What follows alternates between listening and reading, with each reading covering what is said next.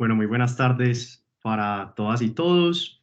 Bienvenidos y bienvenidas a este evento, Rusia contra Ucrania, Guerra de Potencias, de la línea de investigación en Derecho Internacional desde el Sur Global, del Observatorio Latinoamericano de Empresas y Derechos Humanos, del Departamento de Derecho Constitucional en la Universidad Externado de Colombia.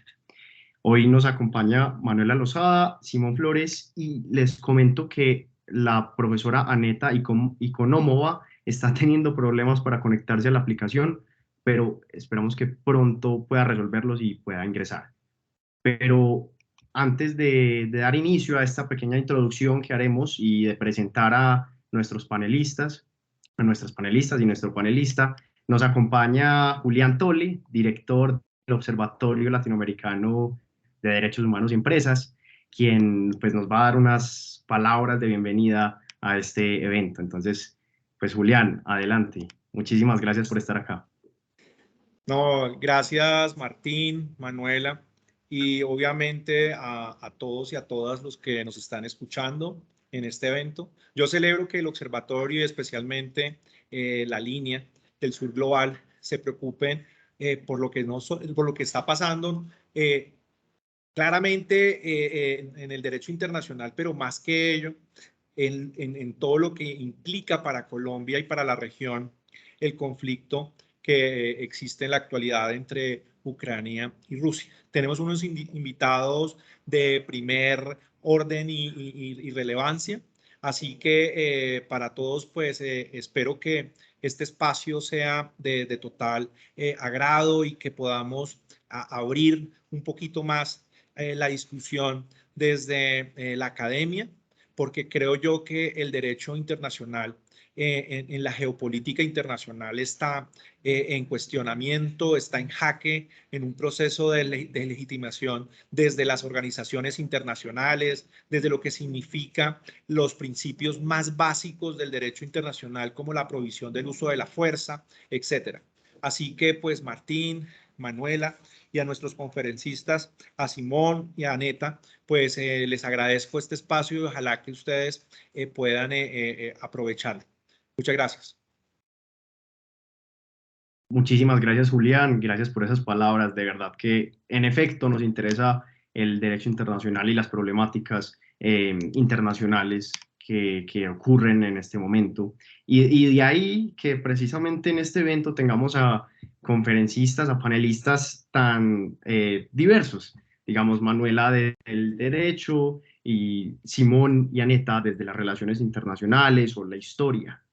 En ese sentido, de nuevo agradecer a Julián por esas palabras y no siendo más, pues voy a presentar a los panelistas y posteriormente unas palabras de introducción para comenzar esto, esperando que Aneta pueda solucionar sus problemas de conexión y pues para no quitarles más tiempo a ustedes.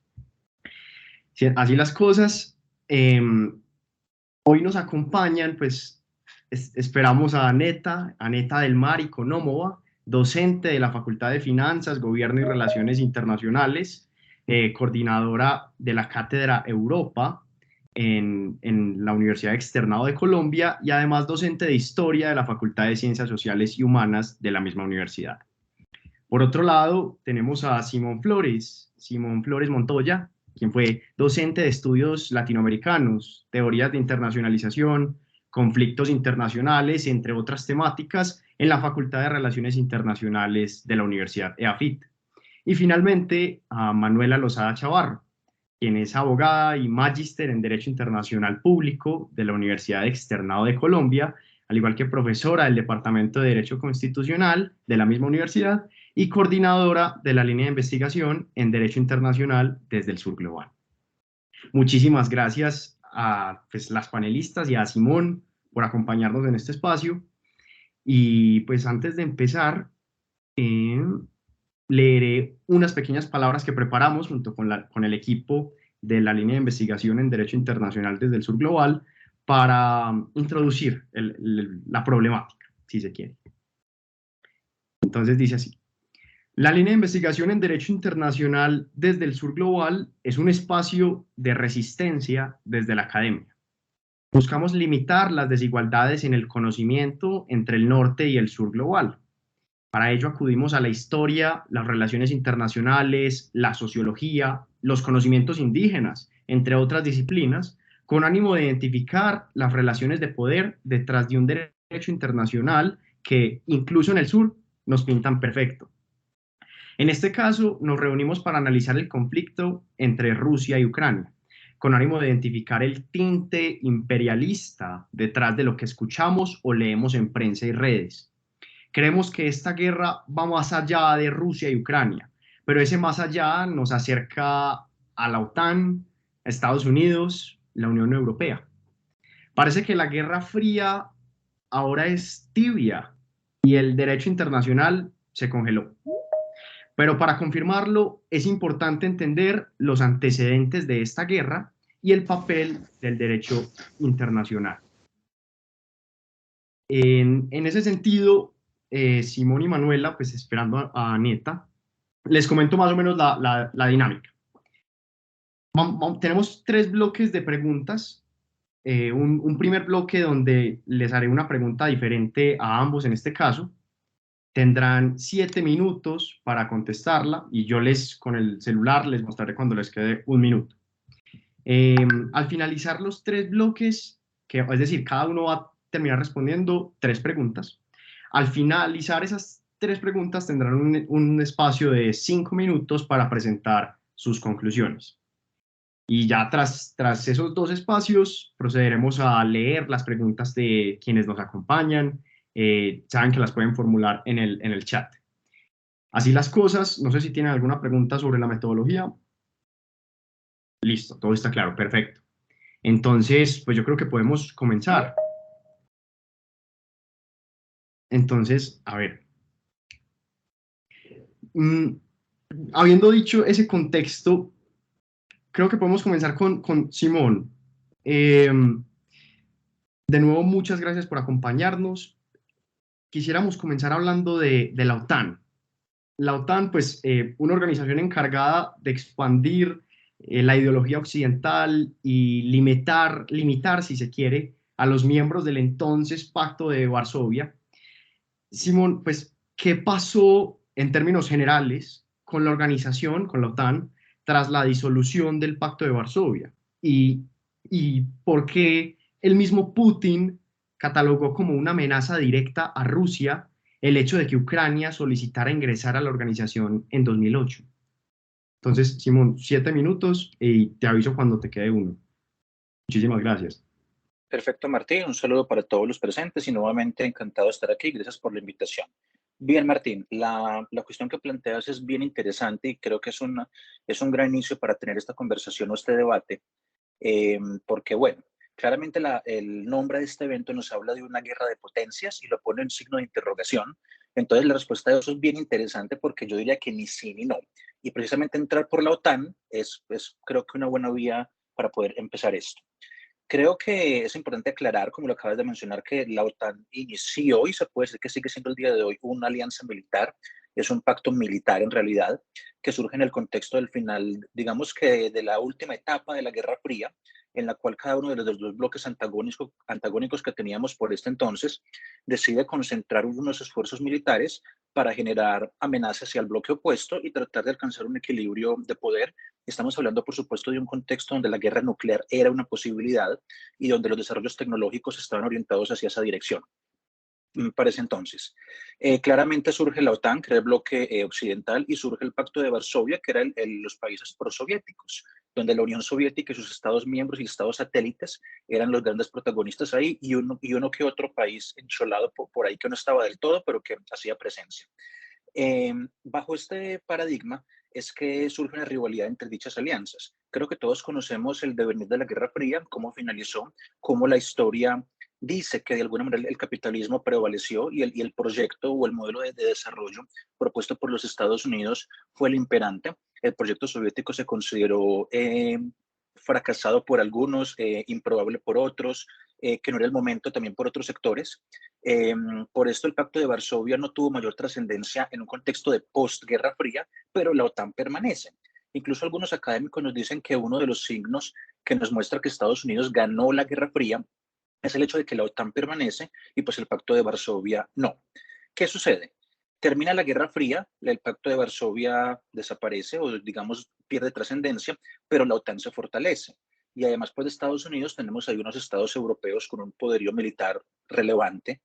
Eh, por lo tanto, la OTAN continúa como este acuerdo militar, como esta alianza que busca fortalecerse cada vez más, blindar en términos de seguridad a la comunidad europea. Ya pues se puede empezar a hablar de Unión Europea, todo el proceso de integración que Europa tuvo, no tan avanzado como está el día de hoy, pero ya había avanzado en algunas etapas. Y la OTAN busca hacer ese acuerdo militar que pretende blindar esa Europa y esos Estados Unidos del poderío y de la injerencia y de la influencia de todos estos ideales soviéticos que, aunque perdieron la Guerra Fría, podían continuar siendo como una amenaza. Creo que todos sabemos que Estados Unidos en su retórica manejaba y sigue manejando el tema del socialismo, el comunismo como una amenaza de la cual hay que protegerse. Entonces la OTAN entra a reforzar este discurso y además de ratificar el poderío militar de los Estados Unidos y el proyecto europeo, aparte de lo que era el modelo de desarrollo ruso o soviético en este caso, también busca de alguna manera prevenir o ejercer más bien una esfera de influencia sobre el planeta, puntualmente en Europa, irla expandiendo y contrarrestar ese poderío que la Unión Soviética llegó a tener. Me atrevería a decir yo que la OTAN se convirtió luego, en el contexto de posguerra fría, en un mecanismo que le permitió a Europa y Estados Unidos ratificar su prevalencia en el sistema internacional de naciones y ratificar una importancia por encima del proyecto de desarrollo ruso, soviético, como lo queramos llamar en este caso, y es de alguna manera un recordatorio de que tuvimos una guerra fría que algunos académicos hoy en día nos dicen, ok, ¿se había acabado realmente? ¿Se está acabando ahora? Que es otra pregunta bien interesante que ojalá podamos explorar más adelante en este encuentro. Y diría que básicamente Rusia al día de hoy lo ve como una amenaza que Ucrania se pueda meter allí porque sabemos las pretensiones territoriales, económicas y geopolíticas que el Estado ruso, la Federación Rusa tiene sobre el territorio ucraniano, lo hemos visto en el pasado, en Crimea, Donbass, etcétera. Y pues que un Estado con estas características y el cual Rusia tiene ciertas aspiraciones imperiales y que lo ha demostrado, pretenda adherirse a este bloque prooccidentalista que es la Unión Europea, que es la OTAN, y donde Estados Unidos y su modelo de desarrollo prevalece, ha de ser preocupante para el gobierno ruso porque de alguna manera, por decirlo muy coloquialmente, se les metieron en la casa o un vecino del cual se creía tener cierta dominación o cierto control, o control en algunos casos pleno, en algunas regiones, básicamente se está adhiriendo al otro bloque. Entonces es de alguna manera para Rusia una alarma y básicamente esto genera en Rusia un pánico. Rusia se vuelve torpe, comete acciones imprudentes, apresuradas en palabras de muchos, y bueno, y se mete básicamente en todo lo que hemos visto durante las últimas 5 semanas aproximadamente. Muy interesante lo que planteas, Simón. Es decir, sí, es como se pinta a Rusia como grandes perdedores de la Guerra Fría, si se quiere, por la disolución del Pacto de Varsovia y porque la OTAN, pues, sí, permaneció. Pero en algún momento quizás Rusia y Estados Unidos lograron tener buenas relaciones en el ámbito internacional. Es decir, en algún momento definitivamente se desintegró esa guerra fría y era visible un diálogo o definitivamente, si bien se disolvió Varsovia, perdón, no, nunca permaneció el conflicto. Bien, termina la Guerra Fría, se dan pues las reformas en el Estado soviético, se da todo lo conocido como la perestroika, el glasnost, toda la modernización del Estado ruso que crea la Rusia actual. Eh, y digamos que el relacionamiento entre Estados Unidos y la Unión Soviética fue en términos de ambos somos poderosos. Estados Unidos ha acumulado dice que ha acumulado un mayor poderío en años recientes. Hablamos de una Pax Americana como un concepto para hacer referencia a todo este poderío que Estados Unidos ha acumulado en los últimos años y lo ejerce hasta el día de hoy en términos militares, económicos, incluso culturales. Y había un relacionamiento con Rusia, había un diálogo Ese relacionamiento yo lo plantearía en esos términos. Había un diálogo, había un entendimiento, había unas relaciones consulares, diplomáticas y, por supuesto, económicas. Me atrevería a decir que ese relacionamiento que se ha dado desde el año 90, 91 hasta el día de hoy entre Estados Unidos y Rusia ha tenido sus ires y venires, unos momentos más fuertes que otros, unos momentos de mayor estabilidad, otros de mayor tensión, pero es una relación que puede ser similar a la que Estados Unidos mantiene al día de hoy con China, que es una relación de somos poderosos y tenemos que trabajar juntos. No tener un buen relacionamiento o cortar vínculos no es una posibilidad, no es algo que nos pueda beneficiar a ambos. Entonces había tensión, claramente, pero había unos puntos de entendimiento, había unos puntos de mutuo acuerdo, sobre todo en el ámbito económico, pero ninguno de los dos polos ha renunciado nunca a sus intenciones de poderío. Eso me parece importante resaltarlo. Sí, fundamental eso último. Creo que vamos a alcanzar a abordarlo, a abordar este tema particularmente. Entonces es importante rescatar esa, pues todavía que se mantenga esa hegemonía global, incluso hasta el día de hoy. Importante resaltarlo. Pero voy a aprovechar que pues no hemos logrado conectar a Aneta y pues que aún tienes tiempo en tu intervención para hacerte una pregunta, otra pregunta. De hecho, llegaste a mencionarlo en esta intervención inicial sobre Crimea, o quizás Crimea y esta región del Donbass. No sé si nos puedes contar un poco qué ocurre o qué ha ocurrido en el Donbass y qué pasó también en Crimea y en últimas cuál es el papel de Rusia en ambos casos, tanto en el Donbass, que es Lugansk y Donetsk, como en Crimea. No sé si nos puedes contar un poco, tranquilo que pues tienes el tiempo nuevamente. Perfecto, no, maravilloso. Bueno, básicamente, como lo he mencionado ya en un par de ocasiones, Rusia tiene unas pretensiones sobre el territorio ucraniano, unas pretensiones que abarcan lo geopolítico, abarcan ambiciones económicas, abarcan un proyecto a largo plazo de expansión territorial.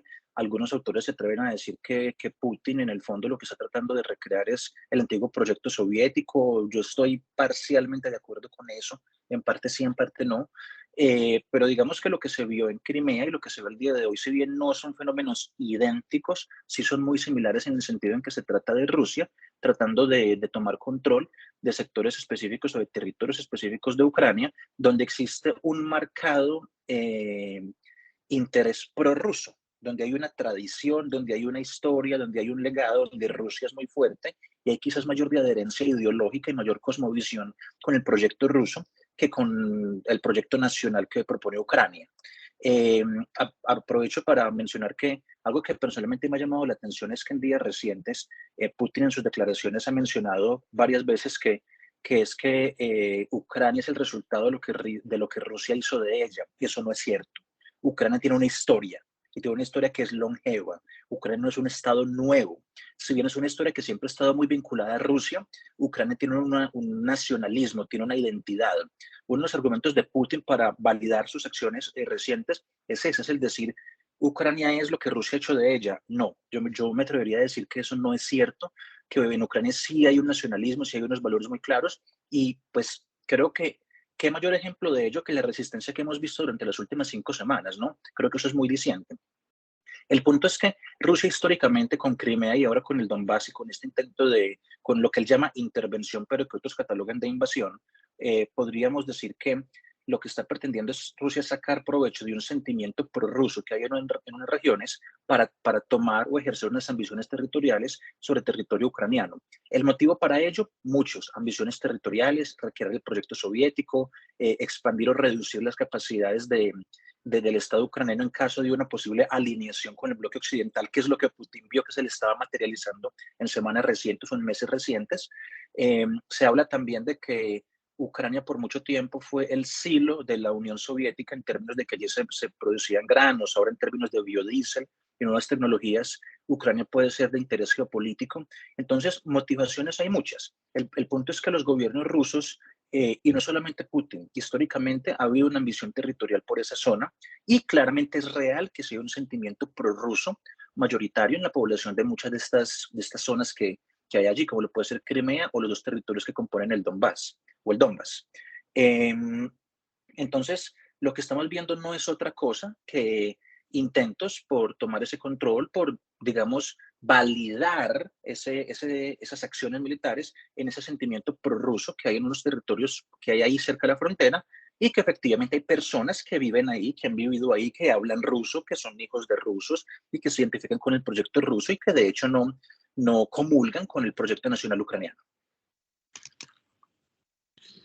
Muchas gracias, Simón. Ahí hay varias cosas interesantes. Rescato la existencia, vemos la diversidad quizás en Ucrania, como estoy totalmente de acuerdo en que existe por un lado una identidad ucraniana, pero también de el otro lado, incluso en el sur, en Crimea, pues en el este y en el sur, vemos también identidad, pero hacia Rusia.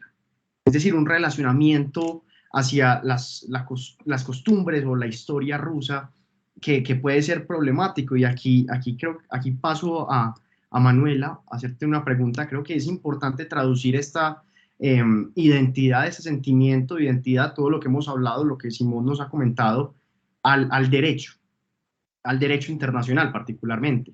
Y es, ¿cuándo es legítimo que un territorio dentro de un estado como como lo es la región del Donbass, o Lugansk y Donetsk, que pues, se proclaman repúblicas populares, ambas independientes de Ucrania, ¿cuándo es legítimo que estos territorios declaren la independencia de acuerdo al derecho internacional? Por ejemplo, o cuándo un estado puede anexar a otro o parte de otro, como el caso de Crimea. Entonces, en definitiva, Manuela, pues la anexión de Crimea se puede considerar legítima y, por otro lado, la declaración, si se quiere, declaratoria de independencia de Lugansk y Donetsk, también, no sé si desde el derecho internacional podemos tener algún acercamiento. Listo. Primero que todo, quería agradecerte, Martín, por organizar este evento, por ser nuestro moderador, y también a Simón por hacer parte, y a todos y todas los asistentes en este evento. Bueno, son muchas preguntas, entonces creo que habría primero que decir que para poder hablar de la primera que me haces, de cuándo es legítimo que un territorio dentro del Estado declare la independencia y cuándo se puede anexar uno al otro, y luego ya la situación concreta de Crimea, habría que tener en mente tres cosas concretas. Primero, las teorías declarativas y constitutivas de reconocimiento de los estados. En segundo lugar, los principales instrumentos normativos internacionales que buscan regular la creación y el reconocimiento de los estados, como es la Convención de Montevideo sobre los derechos y los deberes de los estados de 1933. Y en tercer lugar, los principios, digamos, importantes en este tema, que sería la prohibición del uso de la fuerza y el principio de la autodeterminación de los pueblos, que ya nos vamos a dar cuenta por qué resulta ser importante en estos temas. Entonces, primero, hablando de ambas teorías, voy a comenzar con la teoría constitutiva del reconocimiento de los estados. Y la teoría constitutiva básicamente nos dice que es el acto de reconocimiento que es visto como una precondición necesaria para que subsistan las capacidades de los estados, ¿no? Entonces, su efecto práctico, más o menos, es que consiste en atribuir o no atribuir la personalidad jurídica internacional al Estado para reconocerlo o no por la comunidad internacional. Entonces, de esta forma es que se afirma que el reconocimiento de un Estado, constituye al Estado. Entonces, el principal punto de fuerza de esta teoría es la indicación de que los Estados no están como obligados a entrar en estas relaciones bilaterales y en estas relaciones internacionales, sino dependen como de ese reconocimiento de los demás Estados. Entonces, la tesis de esta teoría constitutiva básicamente se resume en dos cosas. Primero, digamos que previamente el reconocimiento, la comunidad no posee los derechos y las obligaciones que el derecho internacional le reconoce a los estados que sí tienen la personalidad jurídica, que se reconocen como tal, y que además el reconocimiento es una materia absoluta de discreción política de los estados. Cualquier estado entonces elegiría a qué estados reconoce como estados con personalidad jurídica y a cuáles no les quiere dar esa categoría dentro de la comunidad internacional. Y esta doctrina constitutivista del reconocimiento del derecho internacional, entonces la manifiestan diversos autores, digamos por traer una colación, el jurista alemán George Jelinek, que explica que las relaciones en la forma de derechos y deberes entre las dos entidades que no se sujetan a ningún orden legal superior solo pueden resultar del mutuo reconocimiento de las personalidades jurídicas. Y por esto, digamos, por interpretaciones similares, es que se habla de que el reconocimiento de un Estado es un requisito para que se pueda reconocer, para que se le pueda atribuir la personalidad jurídica a los Estados, que parte un poco de la voluntad y que eso es lo que realmente se le critica a esta teoría, pues porque ¿cuál sería el fundamento jurídico que justificaría, digamos, el reconocerlo a un Estado y que con posterioridad eso pueda llevar a que se firmen tratados internacionales o no, ¿no? Y por otra parte, entonces, digamos así rápidamente, tenemos la teoría declarativa del reconocimiento de los Estados, ¿no? Y en esta teoría declarativa, la personalidad jurídica internacional de un Estado no depende de su reconocimiento como tal de parte de los otros Estados, sino que por el contrario, es conferida por normas del derecho internacional, y entonces, a pesar de que un Estado o algún gobierno no sea reconocido por los demás, puede ser un sujeto de derechos y tener deberes internacionales y cumple como con los demás requisitos, ¿no?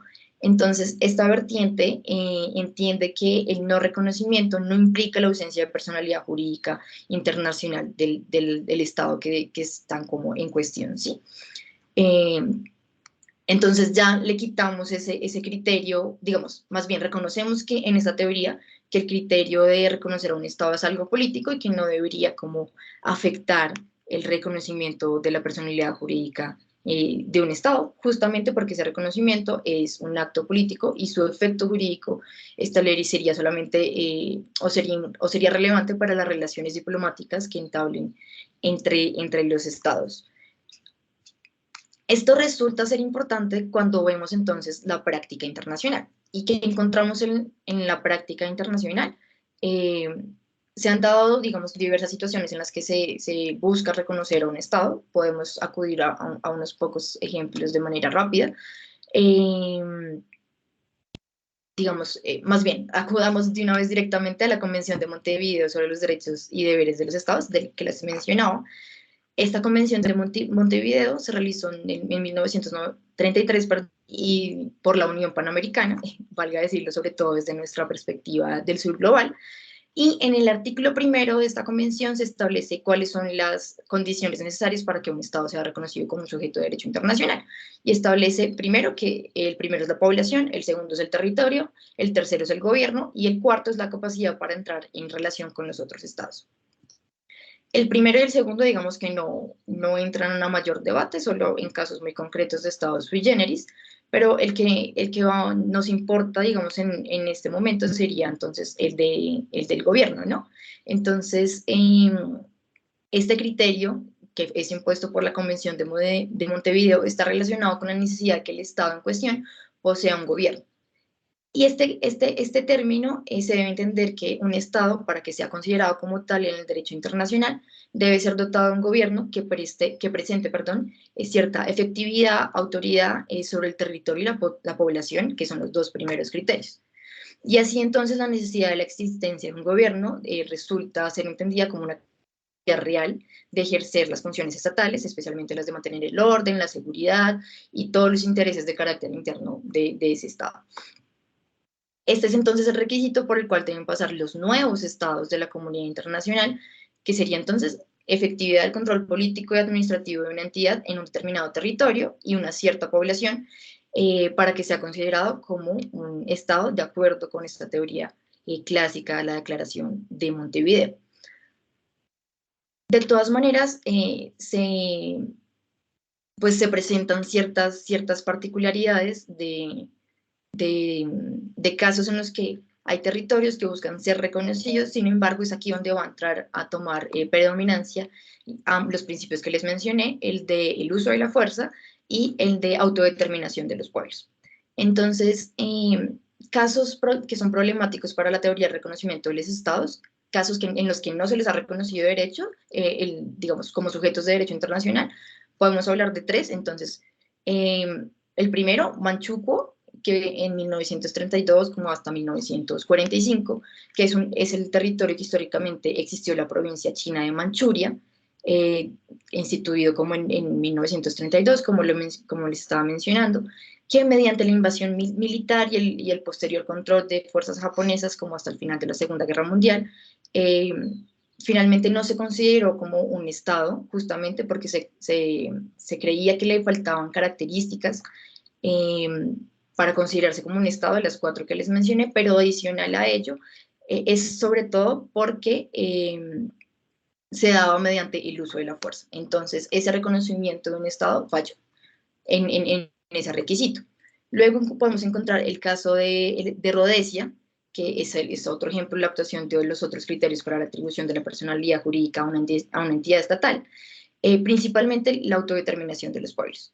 Y en esta situación en concreto encontramos una resolución de Naciones Unidas en la que se rechazó la validez de la declaración unilateral de independencia de este territorio, porque justamente se encontró que no satisfacía los criterios fácticos de atribución de un nuevo Estado, concretamente porque poseía población permanente, un territorio, pero tenía una ausencia de reconocimiento por la comunidad internacional, y a esta ausencia de reconocimiento se sumaba a la falta de legalidad e independencia, sobre todo por también el uso de la fuerza, porque se daban en contextos de guerra civil. Un caso similar, entonces encontramos también el de Chipre, que también es por temas de uso de la fuerza, pero después ya vamos a encontrar otros casos en los que se les ha reconocido, ya sea aunque sea parcialmente, como un Estado, ¿no? Entonces podemos encontrar el caso de la República de Kosovo y las repúblicas de las ex Yugoslavias, que creo que podría ser un poco para aterrizar la pregunta que me hacías, de cómo, cuándo se puede entonces entender ese estado de independencia. Pues sí, ya sabemos que tienen que cumplir con los 4 requisitos de la Convención de Montevideo, pero sumado a ello se tienen que haber respetado el principio de autodeterminación de los pueblos y el principio de prohibición del uso de la fuerza. Se puede dar la independencia cuando también se da por algún tratado de paz o por referendo, y también podemos entender la anexión cuando no se haya dado por el uso de la fuerza y teniendo presente, digamos, estas teorías de creación de los estados. Los ejemplos que tenemos, entonces, como les mencionaban, son los casos de Yugoslavia cuando se separó, y la URSS. Y las Malvinas también, que se dio por consulta, por referendo.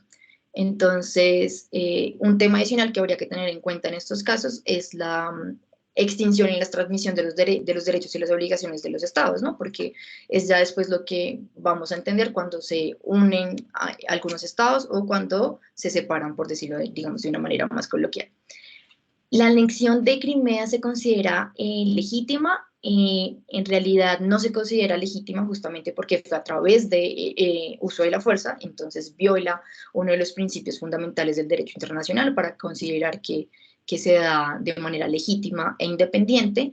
Y por último me preguntabas, Martín, sobre la declaración de independencia de Lugansk y Donetsk, pero justamente es aquí donde tenemos que tener de nuevo presente la prohibición del uso de la fuerza y la autodeterminación de los pueblos, ¿no? Entonces habría que preguntarnos quiénes están detrás de esa declaración, a quiénes se les consultó, cómo se siente la propia población respecto de esa declaración de independencia, y quizás no vamos a tener la respuesta esperada, ¿no?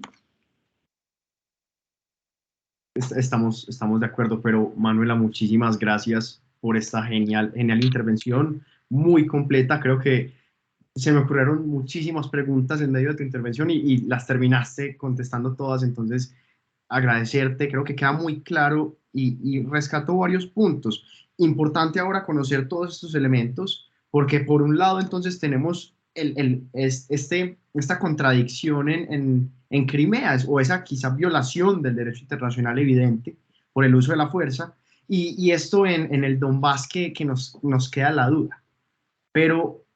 Pero habiendo dicho esto y habiendo pues entendido esta situación actual, y para esto pues le acudo nuevamente a Simón.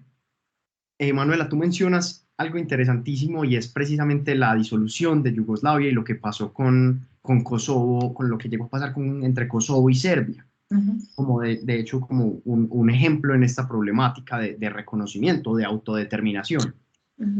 En ese sentido, Simón, pues, de hecho, se suele escuchar que el gobierno ruso intenta relacionar o incluso justificar la intervención en Ucrania con base en los bombardeos de la OTAN en Serbia en 1999, precisamente por este conflicto entre Kosovo o Serbia, o bueno, ese intento de independencia de Kosovo.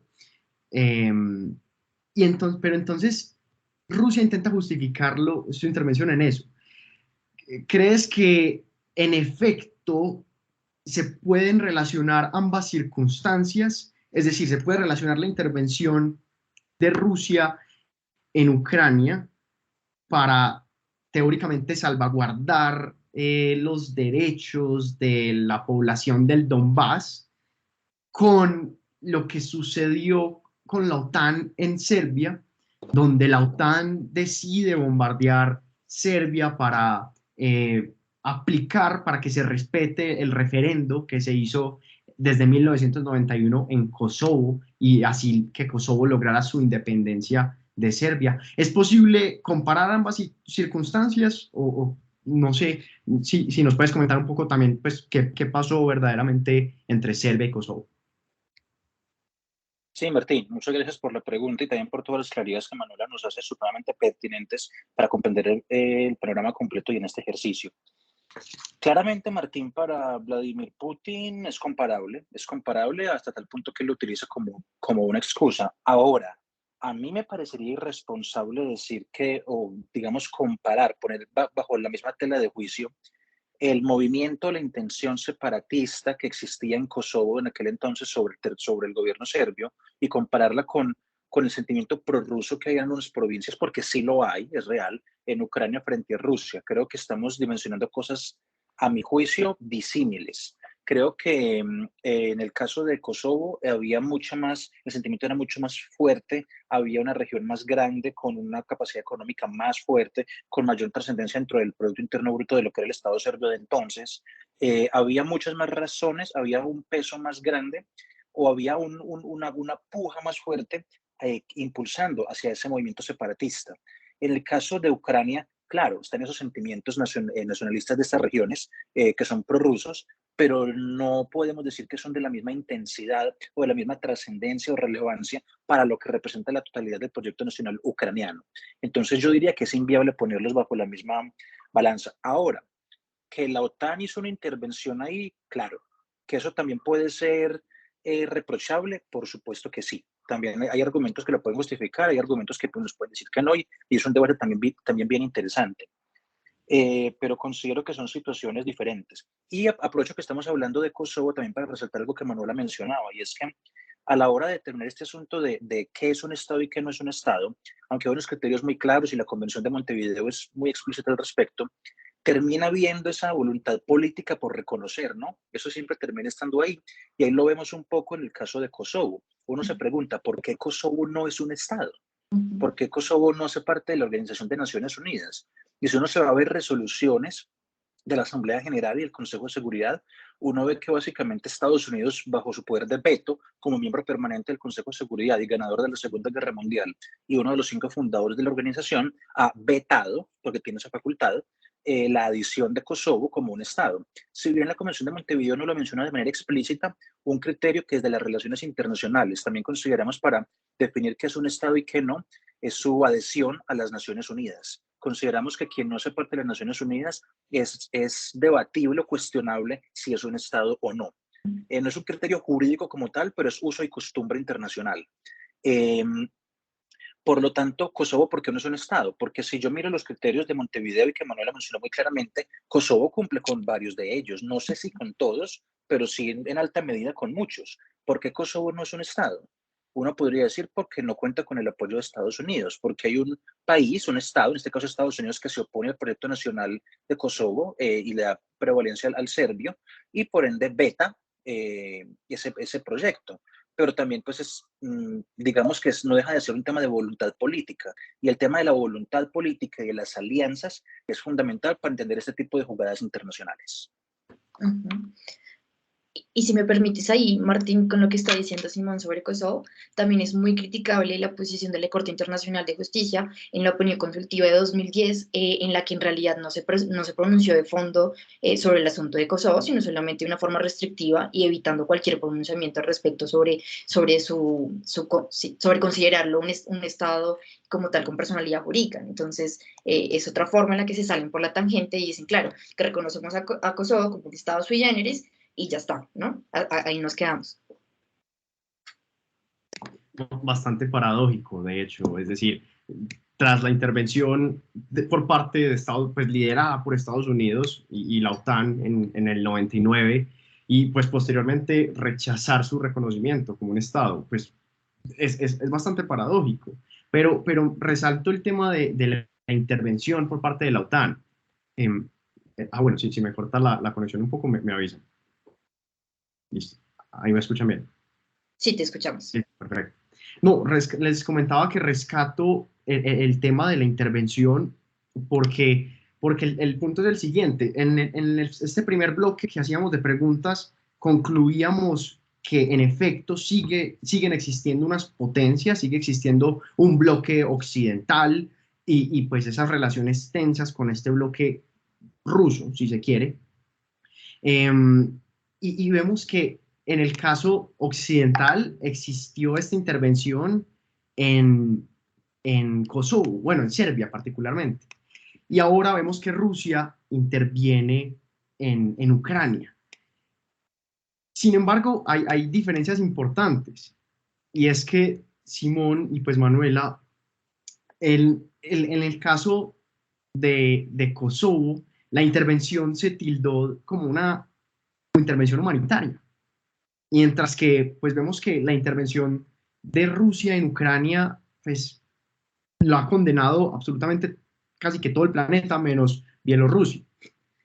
Entonces, así las cosas, no sé, porque pues Simón sí nos comentabas que es bastante reprochable la intervención por parte de la OTAN, pero creo que Manuela nos puede aportar los argumentos o más o menos apoyarnos en este caso o más o menos ayudarnos a entender por qué la intervención de la OTAN es una intervención humanitaria o fue una intervención humanitaria y pues la intervención por parte de Rusia en Ucrania, pues hasta el momento, y como lo vemos en la Corte Internacional de Justicia, pues no lo es. No sé si nos puedes hablar un poco al respecto. Sí, en realidad la intervención, los bombardeos de la OTAN en Serbia, a pesar de que suelen ser categorizados o catalogados como intervenciones humanitarias, no lo fueron porque hubo un uso excesivo de la fuerza. Y quizás acá para mí sería importante hablar entonces de dos cosas. Primero, de la prohibición de la amenaza o del uso de la fuerza. Y segundo, del principio de no intervención. Entonces, si me das 5 minuticos, lo hablo un poco rápido, Martín. Y es que del principio de prohibición de la amenaza o del uso de la fuerza, se derivó la obligación general de los estados de abstenerse en sus relaciones internacionales de recurrir a la amenaza o al uso de la fuerza contra la integridad territorial o independencia de cualquier estado. Yo creo que esta va a ser la base digamos, del derecho internacional en general, ¿no? A pesar pues digamos, de estas limitaciones, entonces ya sabemos que la Carta de Naciones Unidas establece algunas excepciones, como en el artículo 51, sobre la legítima defensa y la forma en que el Consejo de Seguridad, digamos, funciona, ¿no? Sin embargo, claro, al estar compuesta por estos 5 miembros permanentes, que son China, Rusia, Francia, Reino Unido y Estados Unidos, más los otros 10 miembros no permanentes, eh, el sistema de seguridad colectiva no puede no funcionar porque se bloquea el Consejo de Seguridad y luego la Asamblea General de Naciones Unidas tiene un rol subsidiario que está derivado de la resolución pro paz. Sin embargo, no, en muy pocas ocasiones pues ha ejercido este rol, ¿no? Sin embargo, creo que lo que sí hay que tener en cuenta entonces ahorita, adicional a esta prohibición del uso de la fuerza, y de la amenaza del uso de la fuerza, entonces el principio de no intervención, que es considerado como uno de los desarrollos básicos del principio de soberanía estatal y se constituye como uno de los supuestos fundamentales para el derecho internacional y las relaciones internacionales, porque precisamente coloca los límites externos que le son permitidos a un Estado para influenciar en los asuntos internos y externos de otro Estado en el orden internacional. ¿Y qué procura esto? Pues atenuar precisamente la desigualdad entre las naciones, porque a pesar de que digamos que todos los estados son iguales, pues de fondo no lo son, porque hay unos que tienen poderío militar, poderío económico, y pues además otros provienen de colonias, entonces eso de todas formas impacta, digamos que su independencia, ¿no? Este principio de no intervención, entonces, tiene un amplio desarrollo en las resoluciones de la Asamblea General de Naciones Unidas desde la década, perdón, de los 60 hasta la de los 80 y encuentra, digamos, un listado especial en la resolución 2526 que se refiere justamente a los principios del derecho internacional. Y en el preámbulo de la Convención de Viena sobre Derecho de los Tratados del 69, en la Carta de la Organización de los Estados Americanos, así como en los distintos tratados multilaterales, perdón, y bilaterales, pues se habla de este principio de una intervención, ¿no? Y se considera que una intervención ilegal se puede identificar, porque creo que es importante tener ese concepto, que una intervención ilegal se puede identificar como la ocurrencia de dos elementos. El primero de ellos debe ser una intervención en los asuntos de otro Estado y el segundo de ellos, que dicha intervención recaiga sobre los asuntos sobre los que cada Estado tiene el derecho de decidir libremente, apelando al principio de la soberanía estatal. Entonces, ¿qué podemos considerar como una intervención? Es un asunto que aún se somete a debate porque sigue siendo incierto si no ocurrirían este tipo de situaciones, pero normalmente se hace referencia a que son aquellos casos donde una acción coercitiva es tomada por un Estado con el objeto de asegurar un cambio en las políticas de otro Estado.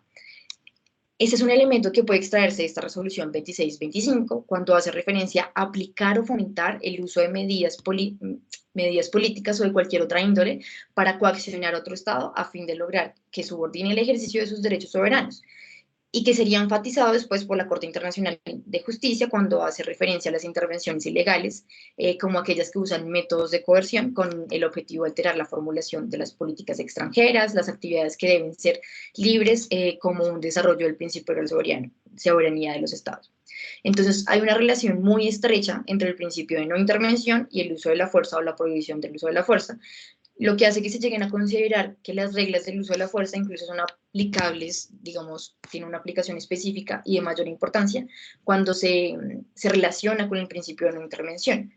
Y entonces, cuando se dan escenarios de coerción militar, dicha conducta se considera ilegal, pues justamente, perdón, con fundamento en la violación no solo de la prohibición del uso de la fuerza, sino también del principio de no intervención. Adicional a ello, hay que tener en cuenta que la injerencia en los asuntos internos de un Estado tradicionalmente se entiende como perjudicial y por ende promueve la resolución de las problemáticas internas antes de que se extiendan y lleguen a convertirse en una amenaza para la paz y la seguridad internacionales. De manera que justamente una de las excepciones al principio de injerencia radica en la amenaza a la paz y la seguridad internacional, que es lo que generalmente entonces utilizan para hacer este tipo de actuaciones.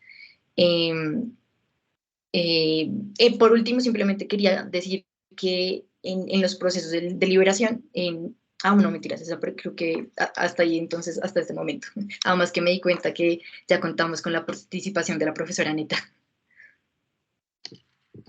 Así es, pero muchísimas gracias, Manu, por esta intervención. Y en efecto, profesora Aneta, muchísimas gracias por acompañarnos. No sé si... Pido disculpas que entré más tarde, sucedió algo de imprevisto, pero logré entrar, entonces espero que ustedes han avanzado mucho en el análisis y escuché una presentación muy buena de Manuela justo de estos asuntos cuando es una intervención, por cuáles razones, algo muy importante para analizar el caso. En efecto, muchísimas gracias, profesora. Pues para nuestros participantes, pues les reitero, les recuerdo más bien, pues Aneta Iconomova es docente de la Facultad de Finanzas, Gobierno y Relaciones Internacionales de la Universidad Externado de Colombia, coordinadora de la Cátedra Europa y docente de Historia también en la Facultad de Ciencias Sociales y Humanas de la misma universidad. Es un gusto que estés con nosotros y más o menos te cuento un poco de lo que hemos hablado para que no llegues tan eso. Pues el profesor Simón nos comentaba sobre el rol de la OTAN en el fondo en toda esta problemática, cómo si bien se disuelve el Pacto de Varsovia y se termina teóricamente la Guerra Fría, el mundo sigue dividido entre ese bloque occidental y una Rusia resentida, si se quiere, una Rusia que, bueno, una Unión Soviética que se transforma en Rusia y queda resentida, si se quiere, pero vemos cómo se podría decir, nos contaba Simón, que Estados Unidos pues Estados Unidos termina ganando la Guerra Fría porque la OTAN se mantiene. Y la OTAN, desde entonces, desde la disolución de Varsovia, pues sigue teniendo injerencia en el orden global. Y veíamos cómo entonces que Ucrania solicitara anexarse o unirse a la OTAN representaba para Rusia un problema, porque era, en palabras de Simón, como que se le estuvieran metiendo en el patio a Rusia, que ya se estuviera acercando mucho ese bloque occidental, lo que demuestra que el mundo sigue quizás dividido en esas potencias, que todavía tenemos esas potencias globales y que en el fondo, como se llama este evento, estamos tal vez frente a una guerra de potencias. Tras ello, pues Manuela o Simón también nos comentaba, en primer lugar, sobre lo que pasa o lo que está pasando en la región del Donbass, en Ucrania, al igual que lo que pasó en Crimea desde 2014, si se quiere. Y con ello, tras esa intervención, pues Manuela nos recordaba, nos ilustraba desde el derecho internacional cuáles son los elementos constitutivos de un Estado y cuándo se podría decir que es legítima una anexión de un Estado a otro. Y veíamos cómo termina siendo problemático decir si Lugansk y Donetsk, declarados o autoproclamadas repúblicas populares independientes, si su independencia es legítima o no, es problemático.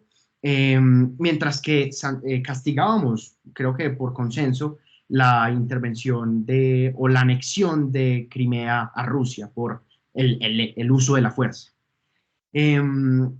Tras ello, entonces, Manuela también precisamente, de hecho, aprovechamos, Manuela mencionaba que un caso difícil de este reconocimiento es precisamente lo que pasó en Kosovo, entre Serbia y Kosovo, particularmente en el 99, y ahí entonces Simón también nos comentó cómo la OTAN, pues, se dio una intervención de la OTAN en 1999 en Serbia, precisamente con ánimo de respetar ese acuerdo de independencia de Kosovo sobre Serbia. Pero entonces intentábamos hacer esa comparación que de hecho ha sido utilizada por el gobierno ruso como para justificar su misma intervención, decir que si así como la OTAN y el Estados Unidos pudo intervenir en Kosovo, pues yo también lo puedo hacer en Ucrania para salvaguardar al Donbass, a Lugansk y a Donetsk. Pero entonces, claro, veíamos, entonces que terminábamos en este punto en definitiva, el uso de la fuerza en ambos casos es problemático y es reprochable con base en lo que precisamente alcanzaste a escuchar de Manuela. Y hasta ahí vamos. Yo creo que teniendo en cuenta como esa desventaja, te puedo otorgar 7 minutos más o menos para que nos des tus comentarios sobre estos puntos que hemos abordado y ahí sí retomamos el debate, la línea que llevábamos. No sé si Simón y Manuela estén de acuerdo. Perfecto, entonces, Aneta, adelante, Sí, sí. muchísimas gracias. Es verdad que la guerra de Kosovo se ha convertido en un punto de partida para entender la intervención de Rusia en este momento. Yo como historiadora, también como persona que viajó en los años 90 en esta región de los Balcanes, les puedo decir que me impresionó me impresionó mucho el momento en cual se da esta situación que la OTAN estaba bombardeando Serbia no utilizó un ejército por tierra, pero en un momento cuando habían bombardeado la embajada de China y se había dado una situación muy tensa para que puedan entrar en negociaciones, buscaron Rusia para que puedan iniciar estas negociaciones con Serbia, porque sabemos que Serbia ha guardado una relación estrecha y más, como decir, de más seguridad con Rusia. Y se dan esta posibilidad que puede participar Rusia ayudando para que el presidente Milošević de Serbia hablara con los representantes de la OTAN y que pueden llegar de un acuerdo en cual tenían que entrar en el territorio de Kosovo y tomar este territorio para que puedan decidir el futuro después de la guerra. En aquel momento, Rusia se da abierta, estamos hablando de 1999, esto es antes de la llegada del presidente Putin y es el mismo año en cual vamos a ver el desarrollo de la guerra de Chechenia, donde está Putin. Pero en aquel momento Rusia se abre ayuda para esta negociación y en el momento que se entra en el territorio de Kosovo, lo que yo como historiadora entiendo y necesita y más análisis y investigación es que Rusia pensaba que se va a repetir el caso de la entrada en Alemania, en Berlín, en la Segunda Guerra Mundial, donde los aliados habían tomado territorios y estos territorios se volvieron territorios ocupados. Disculpan, aquí ya lo ven quienes participa, se volvieron territorios ocupados, pero territorios divididos entre los aliados. Entonces, Rusia aprovechaba entrar rápidamente en Kosovo, pero se dio cuenta que no fue llamada para estar ahí participando, sino solo para ser mediadora entre la OTAN, Estados Unidos y Serbia. Yo creo que ahí llegó a este punto de resentimiento en Rusia que no fue valorada como superpotencia no, pero por potencia regional de gran importancia para solucionar un conflicto de guerra que ha traído tantos problemas en aquel momento con los bombardeos y la enfrentación a Serbia. Y desde este momento la entrada del presidente Putin y un desarrollo ya de un discurso que tiene que ver con una estrategia en cual puedo decir que el mismo presidente Putin no es el autor de la estrategia. Estos son distintos filósofos, militares, intelectuales del grupo PAMIAT, que significa memoria, cuando se dio el cambio en 91, ellos empezaron a formar un grupo de construir concepto de Euroasia y han preparado las bases primero para lo que sucedió en 2014 en Ucrania con la toma de Crimea, anexión de Crimea y las repúblicas que se proclaman independientes, pero también un plan de seguir más adelante. Lo que yo quiero decir es que hay un desarrollo de lo que es el concepto de Rusia, cómo actuar en el mundo. No es nada así casual que se mete y que hace una guerra. Ahora, hay una manera en cual siempre se evoca la OTAN como una organización que era defensiva y que se convirtió organización de intervención. Y en este tipo de evocación se dice, como lo hizo la OTAN, entonces nosotros ahora utilizamos la fuerza en Ucrania. Y yo creo que ahí está el choque grande con Rusia, porque decir que va a utilizar la fuerza porque la OTAN utilizó la fuerza en los años atrás, esto no convence la gente, los que son los especialistas, pero sí divide una opinión pública que ha sido una opinión de contra las intervenciones y una opinión de descontento con el manejo de, vamos a decir, políticas de globalización, políticas europeas de desarrollo y del manejo de la frontera del oriente de Europa. Y ahí consigue una base y una, ¿cómo decir? Una base de una cierta aprobación. Pero aquí voy a decir algo al final. Hay una, ¿saben? Hay algo como una guerra en el espacio de las redes sociales y como yo los estoy siguiendo en ruso, pues no hablo bien ruso, pero leo bastante bien. Es una guerra tremenda. Se da no solo por estas redes sociales, que por supuesto la mayoría no son de la misma Rusia, porque Rusia no puedo manejar con libertad, pero los que están en Ucrania y todos los países vecinos, desde Polonia, puede ser Finlandia hasta el sur, unos debates tan fuertes, unos debates a veces terminan los debates con unos insultos que hasta uno se siente incómodo de leer estos debates. Así que la profundidad de lo que pasa en este momento no puede todavía llegar a este punto donde es verdad que el conflicto no es por Ucrania, el conflicto tiene que ver que Rusia está evocando la OTAN y está evocando a Estados Unidos por no respetarla como una potencia y sabemos como ejército que ellos siempre siguieron en un nivel, yo voy a decir, un nivel de una fuerza militar nuclear y también una fuerza que recuperó su ejército. Y si no valores una potencia con esta fuerza, bueno, ¿qué estamos valorando de esta gran política? Y termino aquí. Muchísimas gracias, profesora.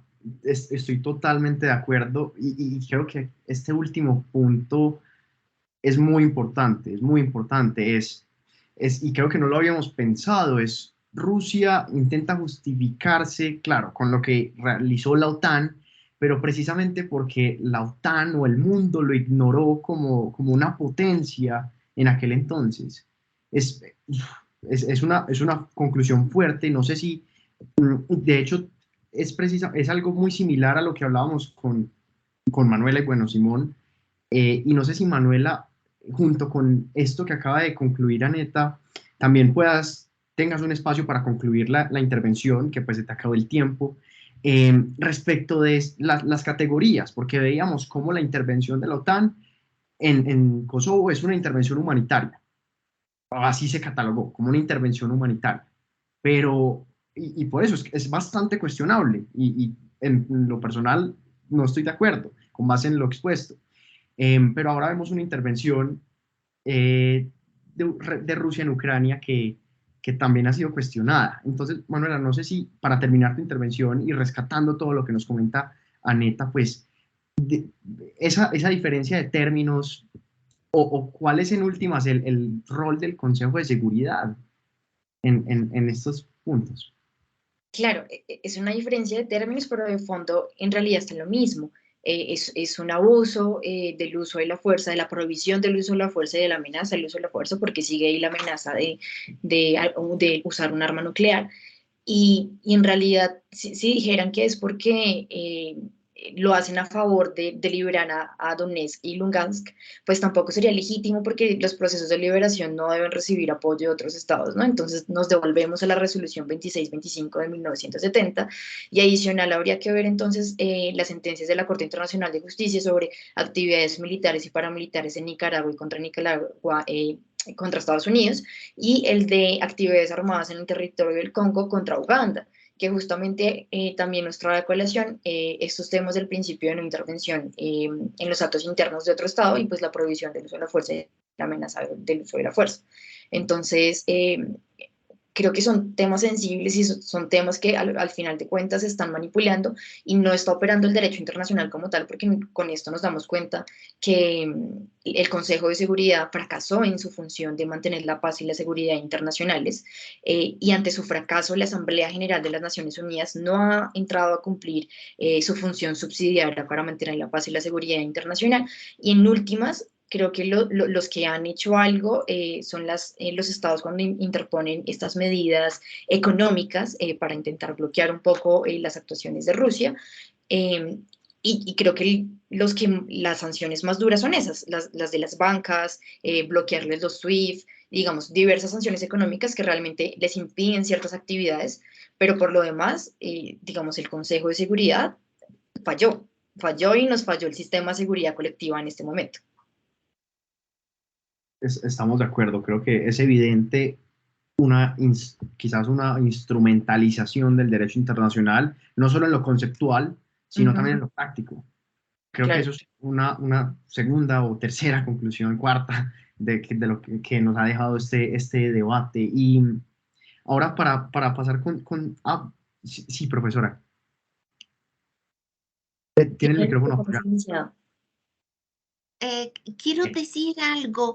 Yo en realidad en los años 90 estuve, pues como soy de Bulgaria, estaba viajando por Macedonia, Albania, Kosovo, y yo vi la gran migración de los albaneses hacia Kosovo. Creo que todos ustedes han encontrado esta, ¿cómo decir?, especificidad de Kosovo, que la población se define como albanés, que su lengua no es kosovar, su lengua es albanés y el proyecto de Kosovo es unirse con Albania. Esto es un poco complicado, pero espero que mencionándolo en otros momentos ustedes lo puedan entender. Entonces yo por una casualidad, porque hubo un problema de buses, mi grupo de historiadores terminamos en un bus en cual nos dimos cuenta que estamos con todos los emigrantes de Albania que fueron de una manera organizada traídas a Kosovo para que se pueda aumentar la población kosovara en Kosovo y provocar este momento en cual Kosovo va a pedir su independencia porque la población kosovar es mayoría, no mayoría, es casi 90% de la población serbia. Ahora, cuando estoy diciendo esto, no estoy justificando las crueldades de los serbios que ignoraban los kosovares y que fueron muy opresores con la población musulmana, algo que pasa en los Balcanes. Pero les quiero decir que el Estado Kosovo provocó un gran problema.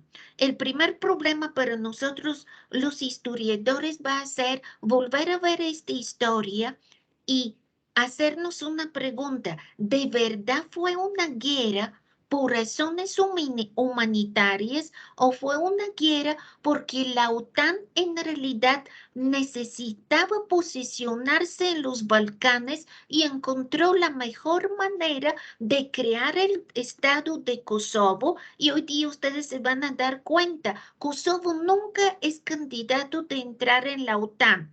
No necesita entrar en la OTAN.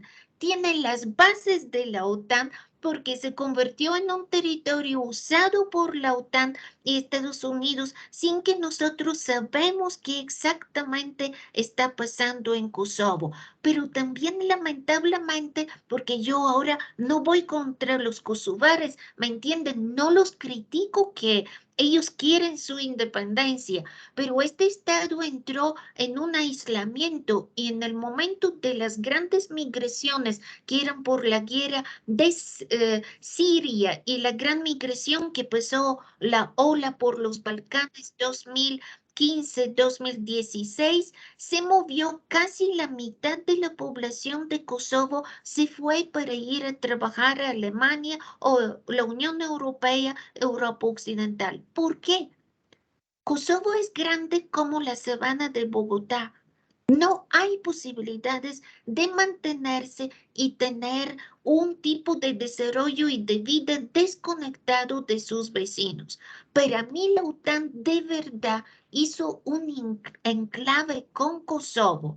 Y yo aquí estoy sospechando que la OTAN entiende los problemas de nosotros, los países de los Balcanes y los países del este de Europa. Yo estoy sospechando, digo lo sospechando, que somos más utilizados en una mesa de ajedrez que de verdaderamente ayudados y apoyados. Excelente intervención, profesora. Muchas gracias. Muchas gracias por ese punto. De hecho, lo comparto porque también se suele cuestionar bastante de por qué la OTAN sí interviene o lo hizo en Serbia para Kosovo, pero por ejemplo, bueno, claro, bajo el supuesto argumento de defensa de derechos humanos y del derecho del autodeterminación, pero ¿por qué no lo hace entonces, por ejemplo, Palestina o Sahara Occidental? Entonces se suele escribir mucho al respecto y creo que va muy de la mano de esta conclusión que nos presentas. Yo creo que Simón está que se habla, no sé si querés también hablar algo sobre este tema particularmente o tenemos... No, perfecto, perfecto, porque en cualquier caso voy a aprovechar estas últimas conclusiones, precisamente también, pues Simón, eh, yo creo que lanzarte una pregunta que se ha esperado desde el comienzo y es, em, ¿podemos decir que estamos frente a una guerra fría, una guerra tibia quizás, o ya muy caliente? ¿O de qué se trata en el fondo todo esto? Y quizás si lo logras, ¿dónde queda China en todo esto?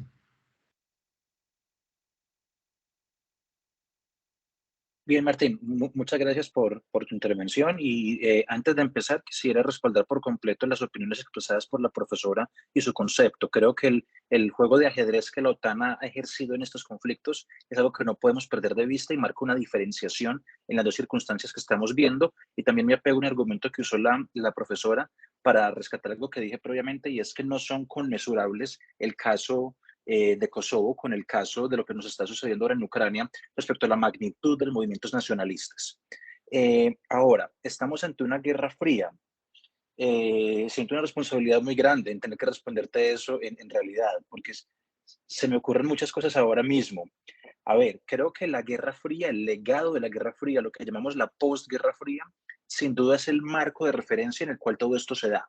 Y ese marco de referencia en el cual todo esto es posible. Sin ese legado postsoviético, esta redistribución de Europa, lo que ha pasado en los Balcanes, no estaríamos en esto. Sin esa ambición de Rusia de volver a ser lo que fue, y de ser esa potencia o superpotencia, si se quiere, allá para meternos en temas nucleares, pues claramente son variables relevantes. Sin embargo, es una guerra que cuando dices tibia es que tiene la capacidad de dejar de ser fría para entrar en un ámbito de confrontación directa. Bueno, claramente una confrontación directa entre Rusia y Ucrania, sin duda alguna, pero ya hablar con la OTAN, yo en lo personal no lo veo sucediendo. Creo que los conflictos hoy en día se dan de maneras diferentes. Estados Unidos y la OTAN van a intervenir, están interviniendo, pero no por medio de agresiones directas o uso de la fuerza directa hacia el Estado ruso. ¿Por qué? Porque podríamos estar ante un ataque nuclear y ahí sí podríamos hablar de una guerra que ya no es ni fría ni tibia, sino lo que algunas personas llaman Tercera Guerra Mundial, concepto con el cual difiero, con el cual no estoy de acuerdo. Eh, pero creo que no vamos a llegar, creo que no vamos a llegar hasta allá. Pero el hecho de que la guerra no se torne tibia o caliente, si se quiere llamar así, no le quita magnitud, no le quita gravedad, y por el contrario hace que lo que estamos viendo entre Rusia y Ucrania vaya a alargarse por mucho tiempo. Quizás podemos decir que estamos viendo un microescenario de la Guerra Fría. Me gustaría verlo más como de esa manera. Un microescenario de la Guerra Fría. Ahora, hablando de Guerra Fría, una pregunta que me ha llegado constantemente en días recientes con todo esto que está sucediendo es, ¿por qué esto es importante? ¿Por qué esto determina el futuro? ¿Por qué esto nos importa? Y me parece que estos hechos recientes son de suma importancia porque podríamos estar ante lo que quizás sea el fin de la postguerra fría. La Guerra Fría terminó, claro, colapso de la Unión Soviética, caída del muro de Berlín, etcétera, pero sería inadecuado decir que la Guerra Fría no ha sido un hecho determinante, que ha dejado un legado que ha determinado las relaciones internacionales desde el año 90 hasta el día de hoy. Y quizás podríamos estar cerrando ese capítulo del todo. La Guerra Fría terminó, pero dejó unos legados, dejó algo ahí y quizás podríamos estar viendo el final de ese algo. Y creo que el resultado de lo que estamos viendo ahora va a determinar si realmente termina la posguerra fría y digamos, en el caso de que las ambiciones rusas lleguen a término y se monte un gobierno marioneta, se haga una dominación del territorio, en fin, podríamos estar viendo el declive de la Pax Americana, podríamos estar viendo el declive de este periodo en el cual Estados Unidos era esta fuerza hegemónica. Entonces, por eso es importante. Podríamos estar quizás rompiendo ese mundo bipolar, entrando en un mundo más multipolar. Son solo hipótesis, porque esto puede tener muchos desenlaces. Pero no quiero dejar de hablar de China, porque también es importante. China ha caído, perdón, en una situación que yo me atrevería a decir que es incómoda, creo que es la palabra adecuada, porque claramente tiene una relación comercial importante y un vínculo económico con Estados Unidos, del cual ambos países necesitan, así ellos no hablan abiertamente del tema, pero también tiene un aliado en términos ideológicos, en términos históricos y en términos de doctrina, que es por supuesto, y en este caso Rusia. Por lo tanto, China no sabe hacia dónde moverse, sobre todo porque, como lo mencionabas tú muy bien, Martín, hace algunos minutos ya, prácticamente el planeta entero, con excepción de Bielorrusia, ha condenado esto. Está China dispuesto a ser el segundo país que se sume a esa breve lista de estados que están apoyando esto. ¿Cuál es el costo ético, el costo moral, el costo histórico que puede tener para China secundar este tipo de acciones? De hecho, no tenemos un pronunciamiento oficial en esta materia de esta intervención o de esta invasión, si se quiere llamar así. A tal punto que recientemente, y me refiero a hace un par de días o ayer, el canciller ruso estuvo de visita en Beijing, sacaron un comunicado conjunto y básicamente hablan de una profundización de las relaciones, de una expansión de los términos de cooperación, hablan de una alianza que es irrompible, de una alianza histórica, pero en ninguna parte es en alusión directa a que haya un apoyo directo o una validación de las acciones recientes. Entonces es importante como China a veces dice, sí, estamos muy cerca, pero también, por decirlo coloquialmente, se lava las manos un poco. Y es entendible de alguna manera porque es un rol incómodo. Es un rol incómodo porque Rusia espera ese apoyo y China como superpotencia ejerce un peso importante el día de hoy en las relaciones internacionales, sin duda alguna, y en el sistema internacional de naciones. Pero también cuál puede ser el costo de apoyar y de ser una Bielorrusia más y estar en ese listado de países que avalan eso, que reconocen esto, que hablan abiertamente de sí, secundamos las acciones. ¿Por qué? Porque Bielorrusia lo apoya. Creo que no es un secreto para nadie que Bielorrusia es un gobierno títere de Rusia, que llegó ahí por diversas circunstancias, pero China no creo que lo sea. China, por muy cercano que sea de Rusia, tiene un proyecto nacional distinto, una historia milenaria. Entonces, creo que es un rol incómodo y va a ser muy interesante ver qué va a pasar en los próximos días, en las próximas semanas y ver cómo se va a dar este desenlace. Porque incluso si se quiere comparar el apoyo de Estados Unidos hacia Ucrania y el apoyo que China eventualmente le pueda brindar a Rusia, ha sido más proactivo en Estados Unidos en secundar a Ucrania que China en secundar a Rusia, al menos en declaraciones oficiales. Entonces, sin duda va a ser muy interesante porque China creo que se puede estar preguntando ahora mismo en qué lado de la historia quiere estar. Puntos muy interesantes, profesor Simón. Resalto nuevamente el tema de cómo es probable que ese orden eh, del mundo dividido en dos ya cese de existir, cómo es posible que surjan nuevos actores y bueno, como uno de los posibles desenlaces frente a esto, pero estoy de acuerdo, la Guerra Fría terminó, nos quedamos con esos rezagos, algo así, inclinaciones todavía de parte y parte de Occidente y por parte de la Unión Soviética o bueno, Rusia, pero vemos como en el fondo siguen existiendo ambas posturas. Y de ahí... Y ahí más bien, si me permites interrumpirte, hablé de un posible escenario si Rusia fuese victorioso en esto que está sucediendo, y listo, sería el colapso de la Pax Americana, pero si es el bloque pro-occidental el victorioso, sería una reafirmación de la democracia liberal que se dice que está en declive en los últimos años. Creo que no podemos perder de vista ambos lados del espectro. De acuerdo, de acuerdo. Y de ahí entonces yo pasaría nuevamente con la profesora Neta, más, ya para concluir más o menos esta sección de preguntas por parte del equipo de investigación, y es precisamente el tema que nos reúne, y es con base en lo expuesto, todo lo que hemos pues mencionado, todo este recorrido, si es posible hablar de que es el conflicto Rusia-Ucrania, en el fondo, es una guerra de potencias, es decir, hay algo más que Ucrania y Rusia. Sí, es muy obvio que hay algo más. Sabemos que el presidente Putin en realidad no se quiere reunir con el presidente Zelensky, ni siquiera le importan los líderes de la Unión Europea. Lo único que le importa es qué sucede con el presidente Biden. Y el presidente Biden utiliza un lenguaje bastante fuera de la diplomacia, hasta diciendo, cuestionando el poder de Putin en Rusia. Ahí se están intercambiando estos discursos que sí nos hacen recordar la Guerra Fría, pero están diciendo que el problema es entre ellos. Es un problema que en este momento Putin trata de llevar más lejos Estados Unidos a través de la OTAN. Y Estados Unidos trata de mostrar que es suficientemente fuerte en esta situación. Pero aquí voy a hablar como historiadora.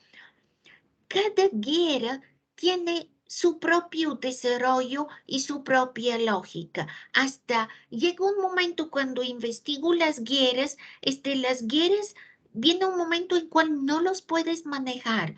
Tú no puedes decir todo lo que sucede en la guerra. La guerra es un escenario que supera lo que están pensando estos líderes desde sus lugares. ¿Qué va a suceder si en un momento utilizan armas biológicas, por ejemplo, en la frontera, esta frontera de la Unión Europea con los países vecinos? No sé si ustedes escucharon, pero ya unas minas que tenían que estar donde la ciudad Odesa portuaria por una tormenta del mar, se movieron por el Mar Negro y terminaron en el Bósforo, en Turquía, y tenía que ser cerrado el Bósforo para que sean como decir, desarticuladas las minas. ¿Y qué va a suceder si en otro momento con estas armas que están allá y se están utilizando, la cosa se provoca hacia otra dirección?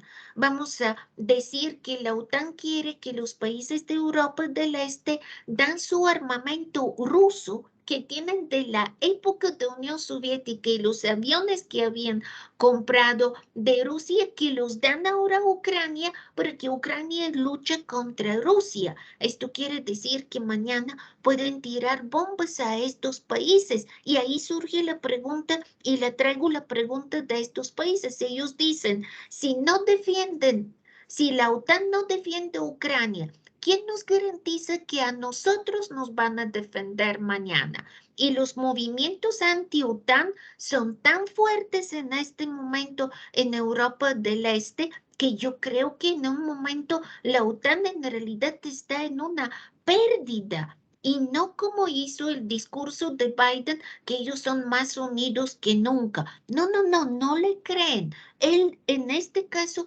estaba hablando desde un búnker desde arriba. No ha visto estas manifestaciones en cual dicen fuera OTAN. Muchas gracias, profesora. Entonces, en ese sentido, quizás, y retomando precisamente el concepto que usted nos presentó, la intervención le hago esta pregunta a usted como pregunta subsecuente. Esta intervención de Rusia en Ucrania se encuadra entonces, a manera de conclusión, en ese ajedrez global.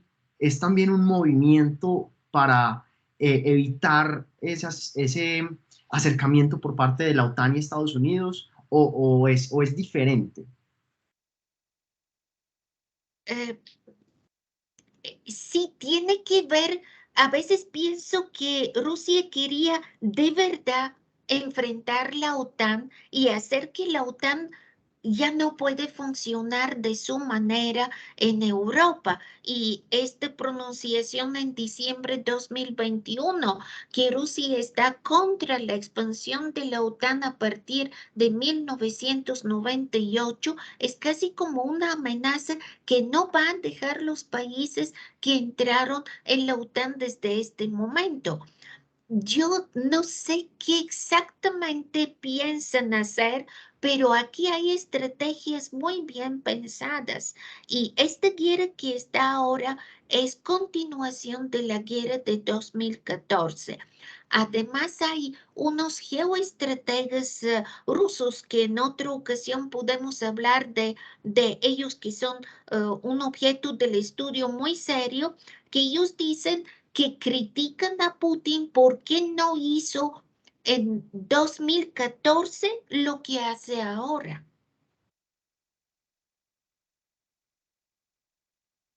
Estamos de acuerdo, profesora. Muchísimas gracias por su respuesta.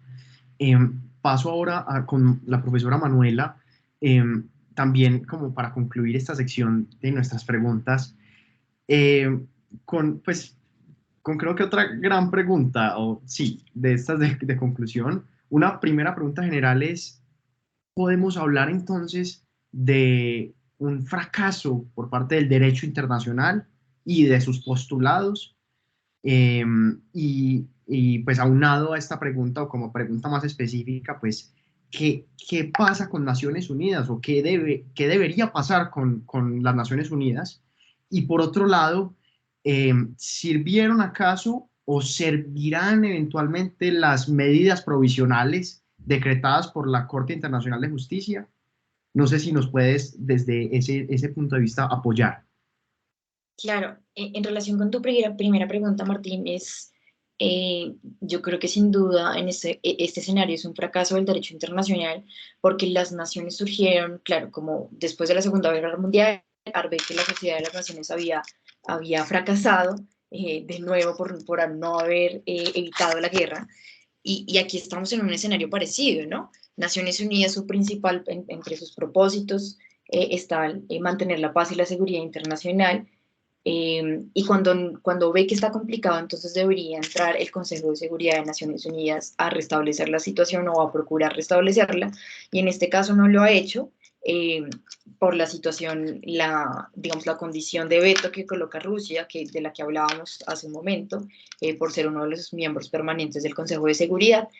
Y luego vemos entonces que la Asamblea General de las Naciones Unidas no ha entrado a cumplir de nuevo su papel subsidiario para restablecer la paz y la seguridad internacional y tomar medidas o cartas en el asunto, ¿no?